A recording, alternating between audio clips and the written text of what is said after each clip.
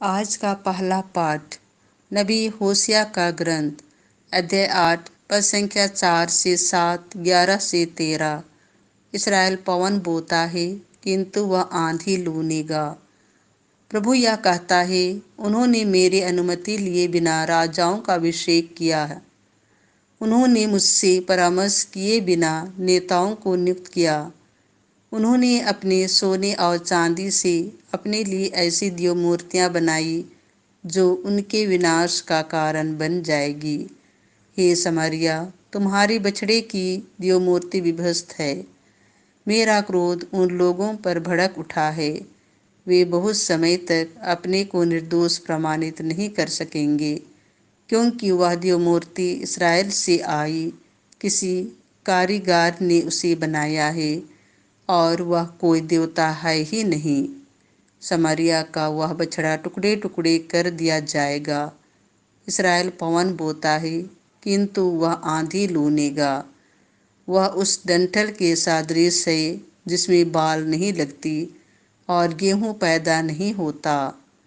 यदि उसमें गेहूं भी होता तो विदेशी खा जाते। इब्राहिम ने अपनी वेदियों की संख्या बढ़ाई, किंतु वे उसके लिए पाप का कारण बन गई। मैंने उसे बहुत से नियम लिख कर दिए हैं, किंतु उसने उन्हें किसी अपरिचित के नियम माना है। वे अपनी ही इच्छा के अनुसार बलि चढ़ाते हैं और बलि पशु का मांस खाते हैं, किंतु प्रभु उन्हें स्वीकार नहीं करता। वह उनके अपराध याद करता है और उन्हें पापों का दंड देता है। वे फिर मिस्र देश जाएंगे।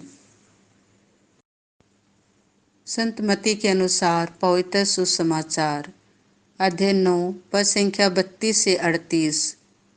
फसल तो बहुत है परंतु मजदूर थोड़े हैं। लोग एक गूंगे अपदूतग्रस्त मनुष्यों को यीशु के पास ले आए। यीशु ने अपदूत को निकाला और वह गूंगा बोलने लगा। लोग अचंभे में पड़कर कहने लगे, इस्राएल में ऐसा चमत्कार कभी नहीं देखा गया है। परंतु फरीसी कहते थे, यह नरकदूतों के नायक की सहायता से अपदूतों को निकालता है। यीशु सभागृहों में शिक्षा देते, राज्य के सुसमाचार का प्रचार करते, हर तरह की बीमारी और दुर्बलता दूर करते हुए सब नगरों और गांवों में घूमते रहते थे।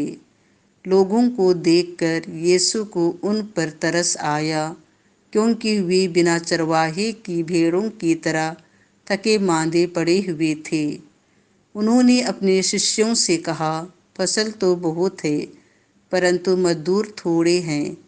इसीलिए फसल के स्वामी से विनती करो कि वह अपनी फसल काटने के लिए मजदूरों को भेजे।